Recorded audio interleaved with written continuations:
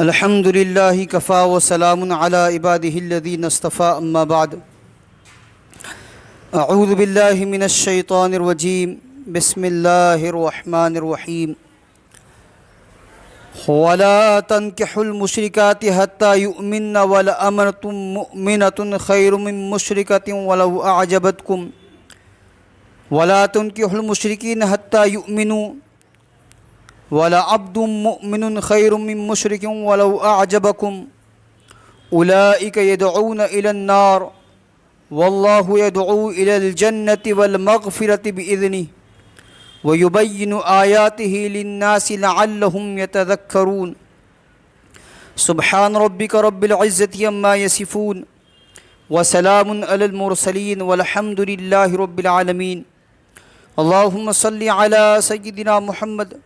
وعلى آل سيدنا محمد بارك وسلم اللهم صل على سيدنا محمد وعلى آل سيدنا محمد بارك وسلم اللهم صل على سيدنا محمد وعلى آل سيدنا محمد بارك وسلم معزز سامعین کرام، ملت اسلامیہ کے عزیز نوجوان و بزرگان ملت، گزشتہ ہفتے یہ بات گوش گزار کی گئی کہ اللہ تبارک و تعالیٰ نے میرے آپ کے لیے اور دنیا جہان میں بسنے والے انسانوں کے لیے جس مذہب کو منتخب فرمایا ہے، چنا ہے، جو مذہب اللہ کی نگاہ میں مقبول بھی ہے، منظور بھی ہے، مقصود بھی ہے، وہ اسلام ہے۔ اور اسی کو قرآن عظیم الشان میں اللہ تبارک و تعالیٰ ارشاد فرما رہے ہیں، ان الدین عند اللہ الاسلام، کہ دین، مذہب، دھرم اگر کوئی اللہ کی نگاہ میں چنندہ ہے، مقبول ہے، منظور ہے، مقصود ہے تو وہ اسلام ہے۔ اور اسی کا مطالبہ قرآن عظیم الشان میں اللہ تبارک و تعالیٰ ایمان والوں سے فرما رہے ہیں کہ جس دین کو، جس مذہب کو اللہ نے ہمارے لیے چنا ہے، اس پر 100% عمل کرنا ہماری ذمہ داری ہے، جس کے لیے اللہ تبارک و تعالیٰ کا ارشاد ہے، یا ایھا الذین آمنوا ادخلوا فی السلم کافہ، اے ایمان والو اسلام میں پورے داخل ہو جاؤ، ولا تتبعوا خطوات الشیطان، شیطان کے پیروکار مت بنو، اس کے نقش قدم پر مت چلو، انہ لکم عدو مبین، وہ تمہارا کھلا ہوا دشمن ہے۔ اب جب پورے اسلام میں داخل ہونے کی دعوت قرآن ہمیں دے رہا ہے، اللہ تبارک و تعالیٰ کا فرمان ہمیں دے رہا ہے، تو ہمیں اپنی 24 گھنٹہ کی زندگی میں اسلام کو لاگو کرنا چاہیے اور یہ دھیان میں رکھنا چاہیے کہ اسلام کتنے فیصد میری زندگی میں آیا اور آنا چاہیے۔ 100% کا مطالبہ ہے، ہم اپنے اعتبار سے فیصد نکالتے چلے جائیں کہ کتنا فیصد اسلام میرے اندر ہے۔ ظاہری دنیا کی چمک جھمک کو دیکھ کر، رنگینیوں کو دیکھ کر باہری دنیا بنانے کی فکریں تو آ گئی، میرے کپڑے اچھے ہو، میرا لباس اچھا ہو، میرا رہن سہن اچھا ہو، میری لائف سٹائل اچھی ہو، جو چیز میں دنیا میں استعمال کر رہا ہوں وہ اچھی ہو اور اچھی سے اچھی طرح ہوتی چلی جائے، لیکن اندرون سے آدمی غافل ہو گیا کہ میں اپنے اندر کی مایا کو بھی بناؤں، اپنے من کی میلی دنیا کو روشن کروں۔ اس کی فکریں جب ماند پڑ گئی، دنیا جب غالب آ گئی، تو اسلام پر عمل دھیرے دھیرے ماند پڑتا چلا گیا، کمزور پڑتا چلا گیا۔ پھر یہ چیز بچوں میں بھی داخل کرائی گئی کہ میں اسے اچھی سے اچھی تعلیم دوں، میں اسے اپنے یہاں کے سب سے بیسٹ اسکول میں داخلہ دلاؤں، اسے اعلیٰ تعلیم سے آراستہ کروں۔ انگریزی کا بول والا ہے تو انگلش میڈیم سے میں اسے پڑھاؤں، لیکن اسے دیندار بنانے کی چاہت نہیں ہوئی، دینی مزاج اس کے اندر پیدا کرنے کی چاہت نہیں ہوئی، تو پھر دین سے دوری یا دینی شعور کا نہ ہونا، دینی جذبے کا نہ ہونا، اس کی نگاہ میں دین کی وہ وقار نہیں رہی، وہ قیمت نہیں رہی، وہ حیثیت نہیں رہی کہ وہ سب سے اوپر درجے میں ایمان کو رکھے، اسلام کو رکھے، تعلیمات کو رکھے۔ وہ مکس ہو گیا ماحول کے ساتھ، وہ متاثر ہو گیا ماحول کے ساتھ، ارد گرد کے لوگوں کو کرتا دیکھ کر کرنے لگ گیا، یہ بچہ بھی ویسے ہی بنتا چلا گیا۔ حالانکہ ایمان اور اسلام جو اللہ نے ہم کو عطا فرمایا ہے، یہ سب سے اوپر درجے کی چیز ہے۔ قرآن کریم میں اللہ فرما رہے ہیں کہ والدین کے حقوق بہت زیادہ ہیں، لیکن اگر وہ تمہیں اللہ کی نافرمانی پر آمادہ کریں، کرنے کے لیے کہیں، تو فرمایا یہاں جا کر تمہیں اب ماننا نہیں ہے۔ سب سے زیادہ والدین کی ماننا ہے، لیکن جہاں وہ تمہیں اللہ کا حکم توڑنے کے لیے کہیں، وہاں ماننا نہیں ہے۔ اسی کو ماجد دیوبندی کہہ رہے ہیں، سامان تجارت میرا ایمان نہیں ہے، ہر در پہ جھکے سر یہ میری شان نہیں ہے۔ ہاں، یہاں ایمان کے نعوذ باللہ ثم نعوذ باللہ سودے ہو رہے ہیں، ذرا ذرا سی چیز پر ایمان چھوڑ دیا جا رہا ہے، ارتداد اختیار کیا جا رہا ہے، جبکہ ہمیں سبق حاصل کرنا چاہیے، اور کرنے کے لیے اللہ تبارک و تعالیٰ نے ایسے ایسے واقعات صحابہ اکرام کی زندگی میں رونما کرائے کہ جو ہمارے لیے عبرت ہے، سبق ہے، ہمیں اپنی زندگی کی راہوں کو طے کرنے کے لیے ایک بہت بڑا سپورٹ ہے۔ ہم کیوں بھول جاتے ہیں سیدنا بلال رضی اللہ تعالیٰ عنہ کی قربانی کو؟ امیہ بن خلف نامی بندہ ہے، سخت گرمی ہے، مکہ کی گرمی، جو لوگ عمرے کے لیے حج کے لیے جاتے رہتے ہیں انہیں پتہ ہے کہ کیا ٹیمپریچر وہاں کا ہوتا ہے اور کیسی گرمی ہوتی ہے۔ جب کوئی نیا بندہ جاتا ہوتا ہے تو اس سے کہا جاتا ہے کہ سن گلاسز لے کر جانا، کہ آنکھوں کو آپ، وہاں کی دھوپ آپ کی آنکھیں برداشت نہیں کر سکتی، اتنی کڑک دھوپ۔ ایسی سخت گرمی میں، دھوپ میں، تپتی ریت پر سیدنا بلال رضی اللہ تعالیٰ عنہ لٹائے جا رہے ہیں، اور رات میں کبھی امیہ بن خلف، کبھی ابو جہل کوڑے ان پر برسا رہا ہے، اور کوڑوں پر جو زخم لگے بدن پر، اسی زخمی بدن کو پھر اگلے دن چلچلاتی دھوپ میں ریت پر ان کے جسم کو ڈالا جا رہا ہے۔ ایسی سخت ترین تکلیف کے باوجود سیدنا بلال رضی اللہ تعالیٰ عنہ الاحد الاحد کہہ رہے ہیں کہ اللہ ایک ہے، میں ایک اللہ وحدہ لا شریک لہ کی ہی عبادت کروں گا، میں اپنے اسلام سے، اپنے ایمان سے مکھروں گا نہیں۔ حضرت خباب ابن العلت رضی اللہ تعالیٰ عنہ لوہے کی زرہ پہنا کر دھوپ میں انہیں چھوڑا جا رہا ہے۔ لوہا کتنا گرم ہوتا ہے اگر دھوپ میں آپ اس کو رکھو۔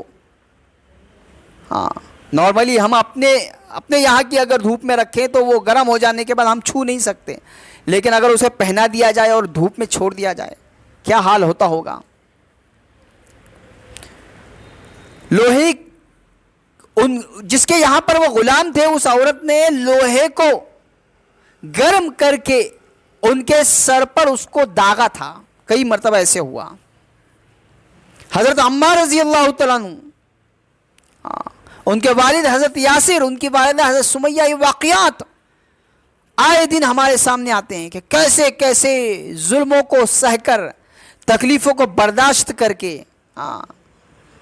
تکلیفوں کی تاب نہ لا کر، برداشت نہ کر پانے کی وجہ سے حضرت یاسر فوت ہو گئے، انہی تکلیفوں میں دنیا سے رخصت ہو گئے۔ حضرت سمیہ بڑھاپے میں بھی ڈٹی ہوئی ہیں اپنے ایمان کو لے کر، اپنے اسلام کو لے کر۔ ابو جہل نے ان کی شرمگاہ پر برچا مارا جس سے وہ شہید ہو گئی، لیکن اسلام سے کوئی سودا نہیں کیا کہ ٹھیک ہے اب ان تکلیفوں کو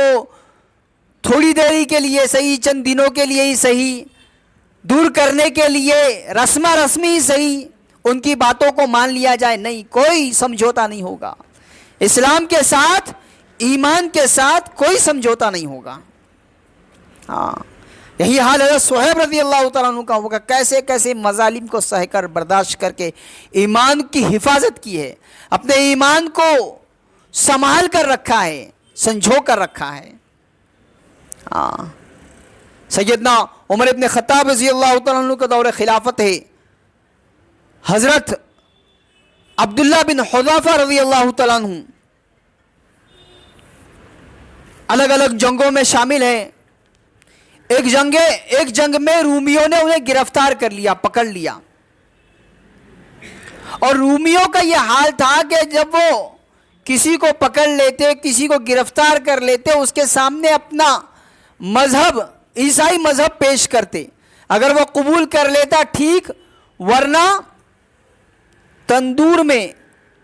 ایک کڑھائی رکھی جاتی جس میں تیل کو بہت زیادہ کڑھایا جاتا، ابلایا جاتا، اور ابلے ہوئے تیل میں آدمی کو ڈال دیا جاتا تاکہ وہ اس میں جل بھن جائے۔ حضرت عبداللہ بن حذافہ رضی اللہ تعالیٰ عنہ کے ساتھ بھی یہی ہوا کہ انہوں نے ان کے سامنے اپنا مذہب پیش کیا، انہوں نے قبول کرنے سے انکار کیا، تو ان کو متاثر کرنے کے لیے کہ یہ متاثر ہو جائیں، ایک اور مسلمان ساتھی کو لے آئے، اس کے سامنے اپنے مذہب کو پیش کیا، انہوں نے انکار کیا، تو ان کے ساتھ یہ ہوا کہ کھولتے ہوئے تیل میں ان کو ڈال دیا گیا۔ اب جلا بھنا جسم، ان کو دکھایا گیا کہ تمہارے ساتھ بھی یہی ہونا ہے، اگر اس معاملے سے بچنا چاہتے ہو تو ہمارے مذہب کو اختیار کر لو۔ حضرت عبداللہ بن حذافہ رضی اللہ تعالیٰ عنہ نے پھر انکار کیا، تو کہا ٹھیک ہے، ان کے ساتھ بھی یہی کرو۔ کھولتے ہوئے تیل کی کڑھائی کے پاس ان کو لے جایا گیا تو یہ رونے لگے۔ رومیوں نے کہا کہ ٹھیک ہے، موت کے ڈر سے رو رہا ہے، آنسو آ رہا ہے، مطلب اپنے ارادے کو بدلنا چاہتا ہے۔ حضرت عبداللہ بن حذافہ رضی اللہ تعالیٰ عنہ نے ارشاد فرمایا، بات ایسی نہیں ہے، میں تو اپنی کمائیگی پر، کہ میرے پاس ایک ہی جان ہے، اس پر رو رہا ہوں، اور یہ آرزو میرے دل میں ہے کہ اگر اللہ کی طرف سے میرے جسم پر جتنے بال ہیں اتنی اگر مجھے جانیں ملتی، ہر جان کو میں اللہ کے لیے، اپنے ایمان کی حفاظت کے لیے قربان کر دیتا، دے دیتا۔ اتنے متاثر ہوئے وہ اس جملے سے کہ انہوں نے کہا ٹھیک ہے، ہم تمہیں رہا کر دیتے ہیں، ہم تمہیں چھوڑ دیتے ہیں، ہماری ایک شرط ہے کہ شاہ روم کی پیشانی پر تمہیں بوسہ دینا پڑے گا، اسے چومنا پڑے گا، ہم تمہیں رہا کر دیں گے۔ انہوں نے کہا کہ ایمان والے ہونٹوں کے ساتھ ایک کافر کے پیشانی کو میں چوموں، یہ مجھے گوارا نہیں۔ اور زیادہ گھبراہٹ، یہ کیا معاملہ ہے، کیسا بندہ ہے کہ اس کو موت کی فکر نہیں، اپنے رہائی کا کوئی شوق نہیں۔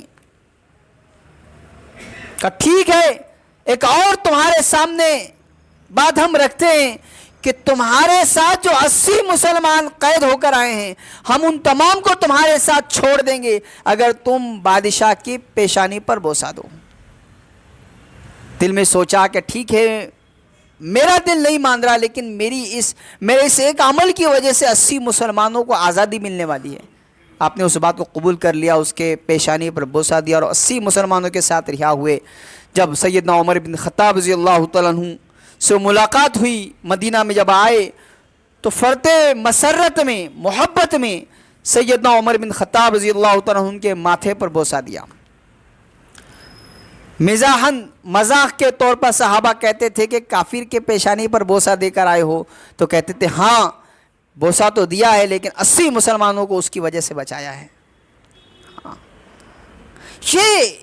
یہ چیز تھی، یہ شوق تھا ایمان کو سنبھالنے کا، اس کی حفاظت کرنے کا، کہ کیسے حالات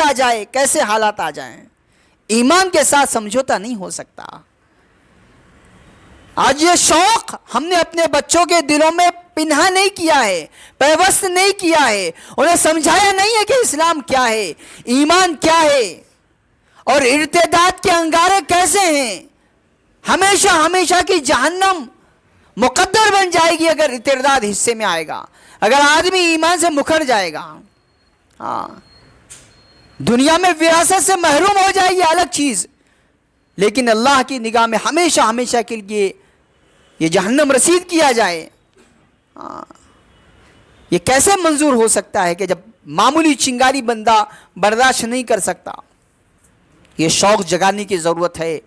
خصوصاً ہماری بہن بیٹیوں میں یہ شوق جگانے کی ضرورت ہے کہ جب کفر نے دیکھا کہ ہتھیار سے طاقت کے بلبوتے پر ڈرا کر، دھمکا کر، فساد کروا کر، انہیں مار کر ہم ان کے ایمان کو نہیں چھین سکتے، تو ایک داؤ چلا گیا، ایک پلاننگ کی گئی کہ تم سختی کے راستے سے نہیں ان کو پھیر سکتے، ان کے پائے استقامت میں تم جنبش نہیں لا سکتے، گھبراہٹ نہیں لا سکتے، تو محبت کا راستہ اپناؤ، ان کو اپنا گرویدہ بناؤ، اپنی محبت میں ان کو پھانسو، اور ان کی بہن بیٹیوں کو محبت کے جذبے کے ساتھ اپنے ساتھ لے آؤ، اور دھرم پریورتن کا ایک منصوبہ بنایا گیا، گھر واپسی کا ایک منصوبہ بنایا گیا، جس میں بہت زیادہ افسوس کے ساتھ یہ بات کہی جانی چاہیے کہ کامیاب ہوتے چلے جا رہے ہیں کفر والے۔ ہمیں ہوش میں آنے کی ضرورت ہے، ہمیں اپنے ارد گرد، اپنے رشتہ دار، اپنے ماتحتوں کی نگرانی کرنے کی ضرورت ہے کہ کہیں وہ ان کے ہتھے نہ چڑھ جائیں، ان کے محبت میں وہ گرفتار نہ ہو جائیں، اپنے ایمان سے ہاتھ نہ دھو بیٹھیں۔ اور سب سے بڑی چیز کہ بچپن سے ہی دینی مزاج، کیا ہمارے سامنے فلسطینی معصوم بچے نہیں آتے کہ کیسی کیسی تکلیفوں کے بعد وہ ایمان کو سنبھالے ہوئے ہیں، ڈٹے ہوئے ہیں؟ کیا ہمارے سامنے گجرات فسادات کے واقعات نہیں ہیں کہ کیسے مظالم ان پر ڈھائے گئے، لیکن ایک بات آپ بتا نہیں سکتے کہ اس فساد میں کوئی ایک مسلمان بھی ارتداد کا شکار ہوا ہو، کہ اس نے ظلم سے تنگ آ کر کہ مجھ پر بہت ظلم ہو رہا ہے، ایمان سے اپنے آپ کو پھیر دیا ہو کہ ٹھیک ہے میں کافر بن جاتا ہوں، مجھ پر یہ ظلم نہ کیے جائیں؟ ایک مثال بھی نہیں دکھا سکتے۔ شوق ڈالنے کی ضرورت ہے، ایمان کو سب سے اوپر رکھا جائے۔ کیا ہوا وہ ہمارا جذبہ کہ ہمارے بچے جب چھوٹے چھوٹے بچے قرآن کریم پر اگر وہ چڑھنے کی کوشش کرتے، رحال پر چڑھنے کی کوشش کرتے، مصلی کو روندنے کی کوشش کرتے، ہم محبت سے سمجھاتے، نہیں سمجھتا تو ہم اس کو ایک شپت رسید کر دیتے، اسے رلانا ہم منظور کر لیتے، کیونکہ ہمارے دل میں یہ بات ہے کہ ایمان سب سے اوپر ہے، ادب سب سے اوپر ہے، اسلام کا، ایمان کا، شریعت کا، کہ اس کے آگے کچھ نہیں۔ یہ معصوم بچہ تھوڑی دیر روئے گا پھر سنبھل جائے گا، لیکن اس میں یہ بات جگانی ضروری ہے کہ یہ ادب بہت زیادہ ضروری ہے، ایمان بہت زیادہ ضروری ہے، اس کے ساتھ کوئی سمجھوتا نہیں ہو سکتا، کوئی شفقت نہیں ہو سکتی، کوئی مہربانی نہیں ہو سکتی۔ اب جب یہ بڑے ہو رہے ہیں تو کیوں ہمارے زبان سے جملے نکلتے کہ بچے مان نہیں رہے، بہت سمجھایا وہ سمجھ ہی نہیں رہی ہے، ہماری بچی مان ہی نہیں رہی، وہ ضد کر رہی کہ اسی کے ساتھ جانا ہے، اسی سے میری شادی ہونی ہے۔ اور پھر کچھ ماں باپ تو ایسے بھی دیکھنے میں ملے جو اس پر بھی مطمئن ہیں، کیونکہ اندر ایمان بنا ہوا نہیں ہے، اسلامی تعلیمات نے ابھی تک جگہ نہیں بنائی ہے، اس لیے سمجھوتا کیے ہوئے ہیں، شادی میں بھی شریک، اس کے فنکشن میں بھی شریک، ٹھیک ہے کر لیا، اب ہو گیا، اب کیا کر سکتے ہیں، کتنا بھی کرے تو ہماری بچی ہے، اس کے ساتھ ہمیں خوش رہنا پڑے گا۔ ایمان سے ہاتھ دھو بیٹھی اور آپ خوش ہیں، اللہ کو ناراض کر بیٹھی اور خوش ہیں، کہاں گیا ہمارا ایمان، وہ جذبہ، وہ شوق، صحابہ کرام والی وہ تعلیمات، ان کی وہ استقامت کی باتیں کہاں ہیں؟ پھر سے جگانے کی ضرورت ہے۔ اسی لیے 100 سالہ دعوت و تبلیغ کی محنت میں یہ بات بتائی گئی کہ گھر گھر کی تعلیم شروع کرو، گھر میں تعلیم ہوگی سننا سنانا ہوگا، صحابہ کی زندگی سامنے آئے گی، ان کی قربانیاں معلوم پڑے گی، ان کی استقامت معلوم پڑے گی کہ کیسے کیسے حال میں انہوں نے ایمان کو، اسلام کو سنبھال کے رکھا ہے، سمجھوتا نہیں کیا ہے. تو پھر یہ شوق جاگے گا کہ نہیں، کچھ بھی ہو جائے ہماری بچی ہم جانے نہیں دیں گے، چاہے اسے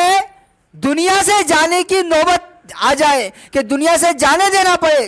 گوارا ہے، لیکن ایمان سے جانے نہیں دیں گے، اسلام سے جانے نہیں دیں گے. یہ شوق جگانے کی ضرورت ہے. اللہ کرے کہ صحیح معنی میں امت اسلامیہ